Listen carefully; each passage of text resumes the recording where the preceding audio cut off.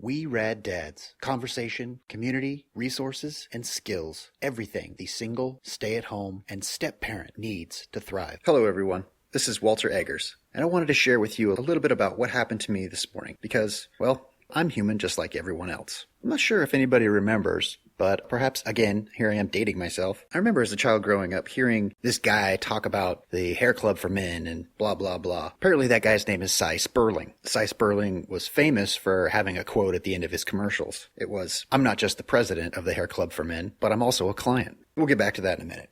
As I was dropping my son off at preschool, and yes, I'm extremely fortunate that I have the means available and a place where I trust bringing my son for daycare, instruction, learning, songs, friendship, etc.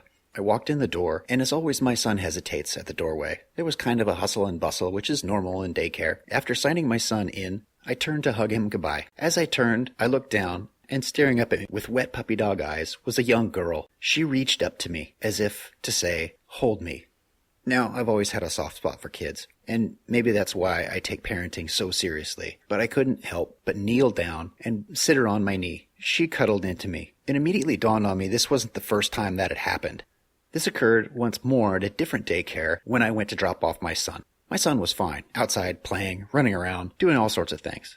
But this boy, it was obvious, he was reaching out to me, just like this girl. The look in both of their eyes was one of desperation and need. They just needed someone. Well, I'm not sure what the social standard is for this, but I'm certainly not one to shy away from an obligation, especially one with such social impact at a young development age. I'll tell you the story about the little girl this morning, and maybe we'll talk about that little boy at some point in the future. So I brought this girl onto my knee, and she snuggled into my chest, tears streaming down her face. She didn't want to be there. I sat down, and the daycare providers huddled around, watching closely. What's he gonna do? I find this reaction pretty common as a dad. It's almost as if I don't know or I'm completely inept. I guess I've grown somewhat used to it, but it still kind of irks me. Now, to clarify, I don't think these particular daycare providers think that about me personally. In general, I feel most people do. That could be an incorrect perception on my part.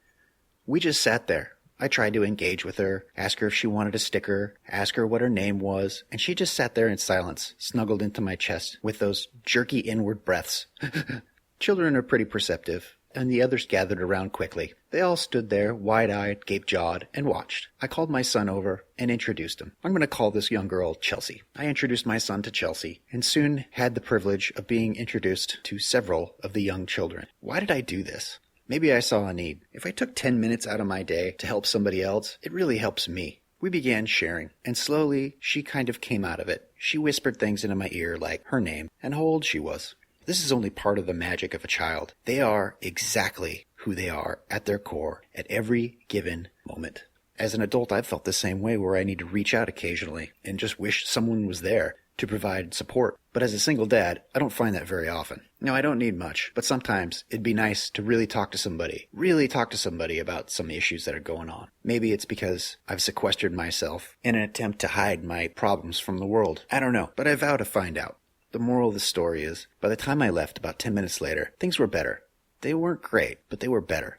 She was no longer in tears, and she was still sad that her mom wasn't there, but I feel like I'd helped, even slightly. The fact of the matter is, she helped me. I'm currently wrestling with a situation of my own, and it helped me gain some perspective. I think we're all struggling in some way. The fact is, when I took time out to help someone else, it really just helped me. Maybe it puts my issues into perspective. Maybe just the feeling of helping somebody is enough to keep me going. I don't know. Point is, I think it's important to rely on someone occasionally, to be open and honest with somebody you trust. I feel that on top of that, I'm trying to be very genuine with everyone around me. There's no point in lying or masking myself anymore, especially putting myself out here on a platform like this. That's really why I started We Rad Dads. I just want to be that platform where people feel comfortable sharing, bringing their issues to, and having a community of people who totally understand and are genuine themselves.